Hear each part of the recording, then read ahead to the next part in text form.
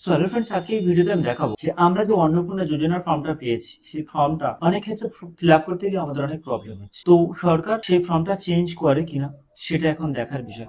বর্তমানে আমরা যে ফর্মটা পেয়েছি, এই যে অন্নপূর্ণা যোজনা, এই অন্নপূর্ণা যোজনার ফর্মে অনেক জায়গায় আমরা দেখতে পাচ্ছি কি যে না, ফ্যামিলির অনেকের নাম দিতে হবে, প্লাস আমাদের পরিবারের প্রত্যেকের ব্যাংক অ্যাকাউন্ট যদি থাকে, সেই ব্যাংকের অ্যাকাউন্ট নাম্বার, ব্যাংক অ্যাকাউন্টের নাম, আইএফসি কোড সমস্ত কিছু এখানে ফিল আপ করতে হবে।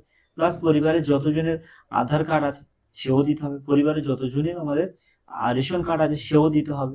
তো এইভাবে ফর্মটায় অনেক কিছু দিতে হবে। যেমন আপনার যদি তফসিলি থাকে তারও সার্টিফিকেট দিয়ে তফসিলি নাম্বার দিতে হবে, এবং রেশন কার্ডে যদি সে কোন ক্যাটাগরি সেটাও দিতে হবে, তার নিজস্ব দোকান আছে কিনা, তার নিজস্ব ঘর আছে কিনা, সব কিছুই এখানে ফিল আপ করতে হবে। প্রত্যেকের প্যান কার্ড নাম্বার, যার পরিবারে যতজনের প্যান কার্ড নাম্বার আছে প্রত্যেকের প্যান কার্ড নাম্বার দিতে হবে। তো এক্ষেত্রে সরকার হয়তো নতুন ফর্ম ফিল আপ করবে, নতুন এক্ষেত্রে সরকার হয়তো এই ফর্মে কিছুটা চেঞ্জ ও পরিবর্তন আনতে পারে, সেরকম একটা কথা শোনা যাচ্ছে।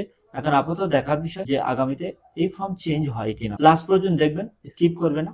তো এই ফর্মটা যদি চেঞ্জ হয় আমরা নিশ্চয়ই আপডেটটা দেবো অন্নপূর্ণা যোজনার পোর্টালে, যে এখানে তো আমরা ডাউনলোড করেছি, আপনারাও সেখানে দেখতে পাবেন ফর্মটা কিভাবে ডাউনলোড করা যায়। সেখানে যদি নতুন ফর্ম আপলোড হবে সঙ্গে সঙ্গে পেয়ে যাবেন। তো সেই সময় আবার আপডেট দেবো যে ফর্মটা যদি চেঞ্জ হয় তাহলে কিভাবে চেঞ্জ হবে, সেটা সরকার যদি করে দেয় আমরা নিশ্চয়ই করে দেবো।